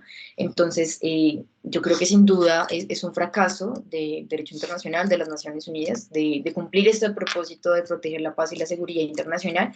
¿Y qué pasa con Naciones Unidas? Yo creo que es lo que ya se viene proponiendo desde hace un tiempo, quizás siempre se propone reformar el Consejo de Seguridad. Yo creo que es un poco difícil. Quizás la idea sería más exigirle a la Asamblea General de las Naciones Unidas pues que cumpla su función subsidiaria cuando el organismo de este sistema de seguridad colectiva del Consejo se bloquee, y entre e intervenga cuando es necesario, porque si no, Naciones Unidas no está cumpliendo con su objetivo principal. Y en cuanto a si sirvieron o servirán las medidas provisionales de la Corte Internacional de Justicia, yo creo que ya podemos ver que no han servido. Y si servirán, no estoy segura de que lo hagan. De hecho, tenemos ejemplos en los que hemos visto que han fracasado. Uno de ellos es en el caso de la Grant de Alemania contra Estados Unidos, en que pues pidieron que se aplicara la medida de la Corte Internacional, que se protegiera la vida de los hermanos Lagrant, y Estados Unidos simplemente no respetó la medida y pues los ejecutó, ¿no? Entonces, creo que las medidas quizás no puede ser la mejor forma para garantizar el cumplimiento del derecho internacional. Estamos de acuerdo, Manuela, y de hecho no solo comparto el hecho de categorizar esto como un fracaso del derecho internacional, sino también que es bastante problemático, porque como ya lo veíamos, no solo fracasó el derecho internacional, sino que de hecho ayudó en ambos casos, tanto en Kosovo como, pues, bueno, en el tema de justificar la intervención en Kosovo, por ejemplo, veíamos particularmente, pues por un lado, cómo se calificó la intervención de la OTAN como una intervención humanitaria, pero de hecho se utilizó entonces para supuestamente defender derechos humanos y para respetar el derecho a la autodeterminación de Kosovo, pero en el fondo lo que nos comentaba la profesora Aneta, pues era una intención totalmente diferente. Entonces, en últimas, el derecho internacional fracasa, pero también es utilizado, y en este caso, claro que es utilizado por Occidente particularmente para sancionar a Rusia. Y lo vemos, por ejemplo, en la Corte Internacional de Justicia, su decisión de decirle a Rusia, hey, deténgase. Pero, pues, como tú lo mencionas, vemos que fracasó. De hecho, sí lo vemos también a lo largo de la historia, pues el concepto de derechos humanos y las medidas que se han tomado para protegerlas han venido de estados que son dominantes, que son potencias y que a través de este concepto de derechos humanos entonces buscan justificar sus actuaciones y decir o mostrarse como un gran salvador y proteger a las poblaciones o a los países en los que se encuentran, y lo utilizan simplemente como un medio para justificar que posteriormente, por supuesto, esto ya no ha pasado, los derechos humanos son muy importantes, pero no podemos dejar de lado que sí se ha utilizado en algunos momentos como un discurso o incluso como un mecanismo para justificar algunas actuaciones e intervenciones. Estamos de acuerdo. Muchísimas gracias, Manuela. No sé si antes de dar como este tiempo de cada uno de concluir, si alguien desde el público, pues porque estoy revisando el chat y no tenemos hasta el momento preguntas directas por parte del público, no sé si desde el público pues puedan levantar la mano, eso, como en este caso, y les damos la palabra y se las formulan directamente, más bien. Entonces veo que hay una mano levantada por parte de Laura Daniela. Entonces, adelante, Laura. Puedes abrir me avisas si puedes abrir el micrófono. Sí. Bien. Listo, sí, ya. ¿Me escuchan bien? Perfecto. Bueno, pues en atención a lo que mencionaba el profesor Simón, pues él explicaba que, por ejemplo, Kosovo cumple varios requisitos para ser considerado y pues tener la calidad como tal de un Estado, ¿no? Pero padece un veto por parte de Estados Unidos, lo que impide que se le dé como también ese reconocimiento internacional. O sea, ¿cómo podríamos entonces garantizar la objetividad en esa capacidad para relacionarse con los demás estados, que es uno de los criterios a tener en cuenta para tener esa calidad pues de estado? Y ahí como pregunta siguiente, ¿cómo podría entonces, si hablamos de una defraudación al derecho internacional, toda vez que no se han cumplido esos presupuestos objetivos que deberían darse en este contexto, pues si existe algún mecanismo internacional que garantice la imparcialidad al momento de darse el reconocimiento y la calidad de Estado, pues a quien lo requiera. Muchas gracias, Laura. Dale, Simón, pues yo creo que adelante. Perfecto, Martín. Muchas gracias, Laura, por la pregunta. Una pregunta compleja en realidad, porque el tema de objetividad cuando hablamos de reconocimiento de los estados, la verdad es bien complejo. No sé hasta qué punto es posible catalogar ese proceso de definición del estado de manera objetiva, en realidad. Manuela previamente hizo una exposición muy completa en términos jurídicos, sobre qué es y qué no es un estado basado en la Convención de Montevideo. Luego yo tuve la oportunidad de complementarles diciendo lo que mencionabas acerca de que, y también Manuela lo dijo, que en el fondo hay un tema de voluntad política y por eso hablábamos del caso de Kosovo. ¿Cómo garantizar que eso sea transparente, que eso sea adecuado, que eso sea idóneo? Pues hay un marco de referencia, que es el derecho internacional. Pero también hablas de una defraudación al derecho internacional, que estoy de acuerdo con lo que mencionas. Entonces, no, yo diría que no podemos hablar en este caso de una objetividad. Podemos hablar del peso que la historia pueda tener en esto y quizás la profesora puede también ampliarnos un poco esto.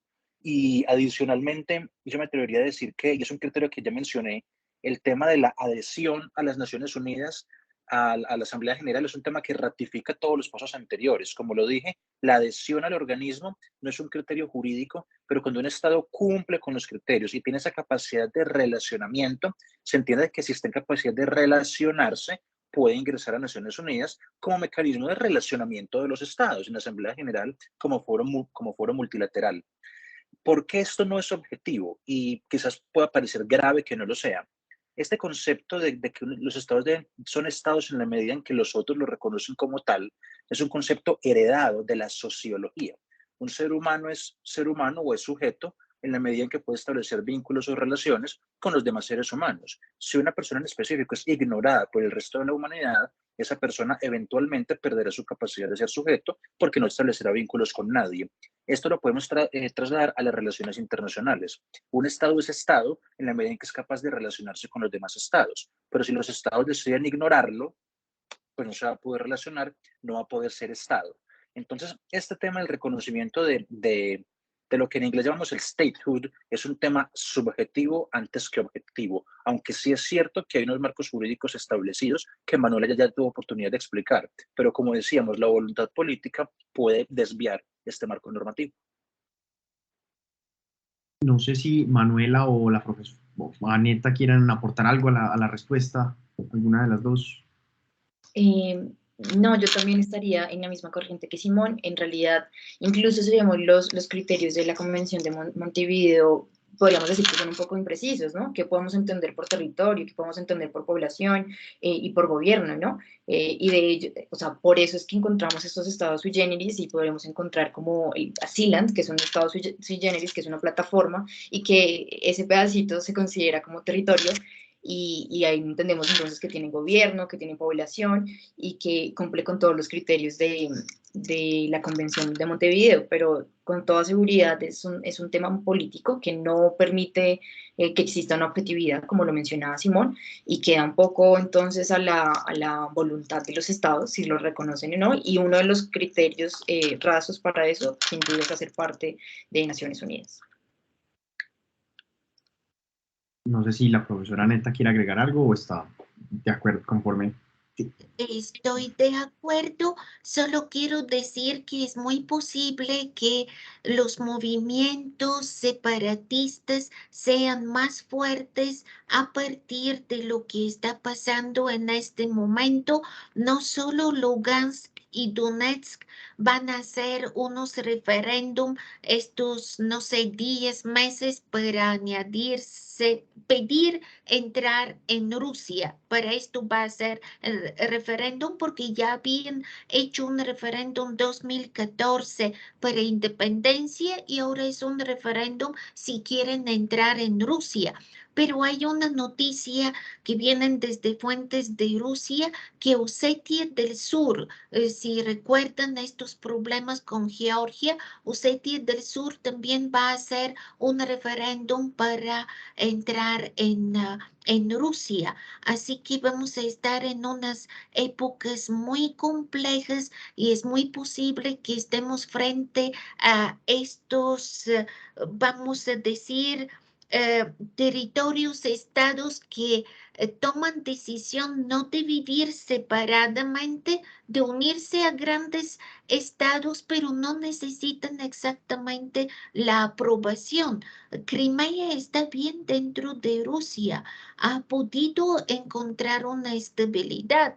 En este sentido, es posible que Crimea encuentre más rápidamente reconocimiento si pensemos que lo va a encontrar, pero del resto puede ser que ni siquiera les importa si lo van a recibir. Sí, de acuerdo, y creo que puede ser, de hecho, problemático, o sea, al fin de cuentas va a terminar también dependiendo, o ese surgimiento de estos estados terminará dependiendo también de un bloque internacional que los apoye, de un reconocimiento por parte meramente de un bloque que los reconozca. Aunque precisamente recordaba que con Lugansk y Donetsk, pues ocurrió que en los acuerdos, por ejemplo, de Minsk de 2014, en Minsk 1 y Minsk 2, de hecho, se reconoce a representantes de ambas repúblicas populares como partes dentro de la negociación. Es decir, claro, se reúnen Rusia, Alemania, Francia y Ucrania, claro, Sí, con Francia, y se les reconoce, entonces es complicado, pero adelante, profesora. Sí, la cuestión es que ahí tenían que darles más derecho de autodeterminarse y el Estado ucraniano, que es un Estado, yo voy a decir, multinacional por sus grupos, podía evolucionar hacia una federación, pero no lo permitieron y desde los dos lados, y desde el gobierno en el Kiev y desde el gobierno desde Moscú. Y en este caso, predestinaron la situación que a través de las armas se va a decidir. Y esto en realidad fue el fracaso. Ya no se pueden renovar estos acuerdos. Minsk 1 y Minsk 2 se murieron. De acuerdo, de acuerdo. Y entonces, en últimas, claro, el derecho internacional, si bien intenta construir estos requisitos objetivos, terminan siendo súper subjetivos. No sé si alguien más tenga alguna pregunta por parte de los participantes, los y las participantes. De lo contrario, entonces yo creo que estamos apenas para que cada uno de ustedes, pues Simón, Manuela y Aneta, en más o menos 5 minutos largos, nos presenten sus conclusiones sobre lo que hemos hablado. Hemos, creo que, abordado diferentes temas, pero ya a manera de conclusión, estamos ansiosos por escucharlos. Entonces, 5 minutos, no sé si empezamos con Simón, así que al igual como empezamos al comienzo. Adelante. Perfecto, Martín. No, sin duda ha sido una conversación enriquecedora, muchas variables que hemos podido meter al análisis desde el componente histórico, desde el componente jurídico, desde el componente internacionalista. Eh, Me reitero algo que mencioné previamente, y es que esto podemos verlo quizás como un evento que está sucediendo en Europa que no nos impacta mucho, pero creo que en meses o años venideros podremos ver el impacto del desarrollo que esto pueda tener, el declive o la ratificación de la democracia liberal, la migración plena por fin de un sistema que deja de ser bilateral a que pasa a ser multipolar. Podemos también estar viendo el declive de la Pax Americana. En fin, el tema de relacionamiento y de bloques que se pueden crear a futuro es importante. Uno también podría hablar del caso de América Latina, qué va a suceder aquí, porque digamos que durante la Guerra Fría Latinoamérica también fue un microescenario y bueno, cuando uno tiene estados como Venezuela cerca, Nicaragua, etcétera, pero también unos actores del corte de Brasil, en fin, también es otra discusión que se puede tener, pero yo quisiera ratificar de alguna manera el título de este conversatorio. Yo concuerdo en algo que mencionó la profesora Aneta previamente, y es que sí es una guerra de potencias en el sentido en que si hay un sistema de organismos internacionales detrás de esto, y como lo mencionaba Martín, si hay un juego de ajedrez que está vinculado a todo esto. Hay un marco normativo que se ve desgastado, como lo mencionaba Manuela, claramente, todo el tema del derecho internacional y la falla que pudo haber aquí. También las Naciones Unidas han demostrado una vez más su ineficacia para manejar ciertas circunstancias, aún más allá de eso, de cumplir su misión, que es garantizar simplemente la paz mundial en términos de lo que se decide del Consejo de Seguridad y también desde la Asamblea General, por supuesto. También estamos viendo el impacto que esto puede tener en otras potencias aliadas de los involucrados, como el caso de China, que tuve la oportunidad de hacer referencia previamente. Ucrania ya hemos visto que ha anunciado que está dispuesto a renunciar a sus intenciones de vincularse a la Unión Europea, eventualmente a la OTAN. Entonces uno también podría empezar a especular. Uno puede decir que si Ucrania renuncia a esas intenciones, eso es una victoria para Rusia. Uno podría pensar que sí, pero cuando uno mira todo el ajedrez completo, uno podría pensar, Putin pretendía montar ahí un gobierno marioneta que pudiese controlar tipo el de Bielorrusia, entonces en ese caso no. También, como tuve oportunidad de mencionar previamente, creo que hubo un error de cálculo. En la logística bélica que Rusia ha mostrado se han evidenciado improvisaciones, se han evidenciado falencias. Creo que hubo errores de cálculo. Esto tenía que haber sido algo más expedito, algo más económico desde el punto de vista financiero, y está siendo costoso, está siendo longevo y se está volviendo desgastante. No se esperaba un nacionalismo ucraniano tan fuerte que esté logrando contener toda esta fuerza, o es por lo menos lo que los medios nos muestran de este lado del mundo, lo que logramos percibir, que sé que no es del todo objetivo en realidad. Entonces, creo que estamos ante un eventual cambio en el paradigma imperante de las relaciones internacionales. Y a mí sí me gusta creer en que esto puede ser eventualmente el final de la posguerra fría y que va a ser un hecho determinante para hacer una lectura de las relaciones internacionales en el futuro, el rol que va a desempeñar Estados Unidos, también la reputación con la cual, o digamos el rol que va a ocupar en la historia Vladimir Putin específicamente. Y bueno, hay una amenaza nuclear que siempre está ahí latente y que Rusia ya un par de veces ha hecho mención a ella en las narrativas que ha demostrado en las últimas semanas. Por lo tanto, creo que tenemos que estar atentos al desarrollo de esto. No nos debemos acostumbrar ni debemos normalizar este tipo de actores en el sistema internacional. Por supuesto que la invasión no es justificable desde el derecho. Manuela tuvo oportunidad de hablar extensamente al respecto. Y bueno, también no hicimos referencia directa al tema de la Haya y lo que ocurrió recientemente, pero creo pues que es un hecho que puede ser condenable desde múltiples puntos de vista. Gracias, Simón, por esa cantidad de puntos muy importantes. Creo que cada uno de tus argumentos ha sido muy valioso y estoy totalmente de acuerdo. No sé si pasamos ahora con Manuela también 5 minutos largos, quizás para presentar tus conclusiones. Creo que un montón sobre particularmente derecho internacional. Quizás una puerta para un derecho internacional desde el sur global. Adelante. Sí, yo pienso que bueno, que no hay que ver como que todo está perdido. Por supuesto, es una situación difícil, la más dolorosa, por todas las cosas que están ocurriendo. Creo que no hay que perder de vista justamente la aplicación del derecho internacional humanitario para buscar proteger al personal civil, a las personas civiles, que son finalmente también las víctimas de este conflicto, a los combatientes.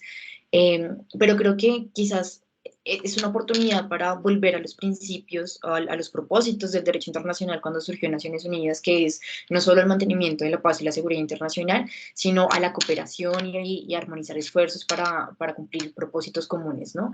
Entonces ahí traer a colación todos los principios del derecho internacional, sobre todo la prohibición del uso de la fuerza, de la amenaza del uso de la fuerza, la autodeterminación de los pueblos, ¿por qué no pensarnos también un poco un derecho internacional un poco más reflexivo, con una participación mayor de todos los estados que estamos en el sur global o que hacen parte del sur global y que no han podido como ser determinantes en el derecho internacional, y que nos damos cuenta que justo estos escenarios y estas circunstancias los sistemas no funcionan y los mecanismos no funcionan, quizás porque no se han tenido en cuenta estas perspectivas del sur global. Y bueno, digamos, tratar también sin duda esto va a sentar un precedente y va a quedar en la historia, pero quizás también ver lo que ya ha pasado, ¿no? Tenemos muchos ejemplos, muchas otras circunstancias que nos han demostrado cómo ha terminado, cómo han pasado situaciones de violaciones de derechos humanos, de guerra, de fuerza. Y bueno, esperar que no se extienda más, porque como lo decía Simón, y estoy de acuerdo, este conflicto se ha extendido demasiado. Creo que muchos no le daban más de una semana y ya ha transcurrido mucho más desde entonces. Entonces, esas serían como mis conclusiones finales. Y muchísimas gracias a a ti, Martín, por tu maravillosa moderación y a la participación de Simón y la profesora Neta y de todos y todas los espectadores. Muchas gracias, Manuela. Valiosísimas esas conclusiones. Ahora, para terminar, pues que ya casi se nos acaba el tiempo, la profesora Aneta, adelante. Sí, aquí tengo un punto de conclusiones. Es cierto que en Europa ya hay una guerra, pero yo no sé cuándo va a acabar, porque hay una gran problemática relacionada con las sanciones que hacen los países europeos hacia Rusia. Y Rusia contesta, por ejemplo, con pagan en rublos por el gas. ¿A dónde va a ir todo esto? Miren, puede empeorar mucho, puede en realidad llevar a algo mucho más complejo y profundo. Por ahora todavía se mantiene, pero tenemos que hacer un seguimiento porque lo que está sucediendo en Europa se puede expandir hacia más allá de Europa sin que sea exactamente militar, pero una crisis que tiene que ver con unas sanciones que a veces dicen, las sanciones, el canciller alemán decía, estas sanciones son como hacernos un tiro al pie. El que hace las sanciones en realidad puede sufrir más que el país que está sancionando, y estoy hablando por el gas que necesita Europa, pero no solo gas, el precio de los cereales, el precio de las metales, todo esto ha subido enormemente y yo no veo que esto se arregle. Esto yo no veo una solución. Ahora, de Rusia les puedo decir de lo que estoy tratando de leer de los geoestrategas que están aconsejando al presidente Putin, que hay una construcción de unas ideas que Rusia va contra el liberalismo, por eso se agarra de el concepto conservador, todo lo conservador, lo tradicional, y evoca unas raíces de la religión ortodoxa cristiana, y esto es muy complejo y esto sí trata de ser como una base, aunque no logra, bueno, hay algo extraño, que hasta hablan de choque de civilizaciones, retomando la idea de Samuel Huntington, pero no logran exactamente construir una civilización euroasiática, pero sí tratan de decir que es muy distinta de la occidental. Yo misma no creo que es muy distinta, pero hay unas bases geoestratégicas que necesitan ser estudiadas. La OTAN, los bloques, es posible que veamos unos cambios, pero veo que la Unión Europea se puede fortalecer porque es posible que unirse hacia la Unión Europea y que busca una política de seguridad de la Unión Europea es una manera de responder en esta situación y no dejar todo en las manos de la OTAN. Después, la palabra intervención humanitaria, cada vez que se escucha, más provoca preocupaciones que una, como decir, esperanza que algo bueno puede suceder. Esto, a mi modo de ver, es muy peligroso porque en este planeta pueden suceder muchos acontecimientos y fenómenos y nosotros tenemos que ser solidarios, intervenir humanitariamente, ayudarnos. Así que algo debe ahí suceder con el término que salga de este lugar en cual lo metieron las intervenciones de los últimos 30 años. Y termino con esto que somos humanos migrantes. La migración va a ser el tema del siglo XXI y migrantes somos todos. No importa si migramos para estudiar o migramos porque son refugiados o por alguna otra razón, el ser humano no va a estar cerrado, aunque tratan de decirnos que las fronteras tienen que ser fronteras más restrictivas. Esto no es posible. Ahí está algo nuevo por darse en este mundo. Muchísimas gracias, profesora. También importantísimas sus reflexiones finales y sin duda compartimos que estaremos al tanto. Hay que estar al tanto de lo que ocurra y para eso pues tenemos un grupo de estudiantes bastante apasionados por el derecho internacional y más desde estas posturas críticas, precisamente en la línea de investigación en derecho internacional desde el Sur Global, que varios de nuestros estudiantes o miembros nos acompañan. Sin más, pues agradecerles por este espacio tan valioso. Creo que no es fácil encontrar estos acercamientos críticos o desde las potencias hacia lo que está pasando actualmente. No es fácil hacerlo y creo que lo que hemos hecho es de aplaudir. Ya se nos acabó el tiempo, pero sin duda esperamos contar con ustedes para próximos encuentros, quizás también artículos o para que se reúnan con nosotros directamente con la línea de investigación y nos ilustren más sobre temas concretos, porque sin duda nos quedan pendientes muchos temas más.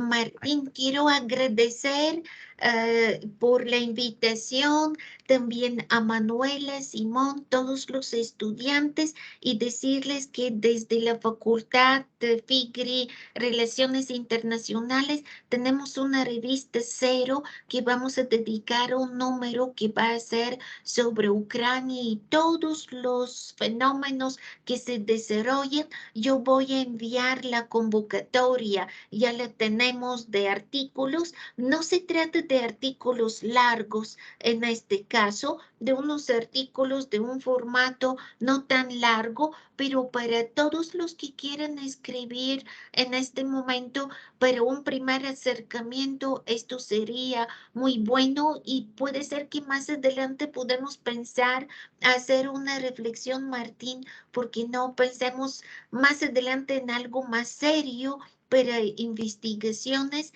y hasta ahí un grupo de estudiantes que me gustaría en un momento que se unan con este grupo de estudiantes para que estén juntos, porque aquí externado es muy bueno, externado que nos reúne. Espectacular, espectacular, profesora. Muchísimas gracias. Estaremos súper pendientes a la convocatoria y sin duda seguimos en conversaciones para encontrarnos entre los grupos de investigación y seguir profundizando en el tema. Muchísimas gracias por su propuesta.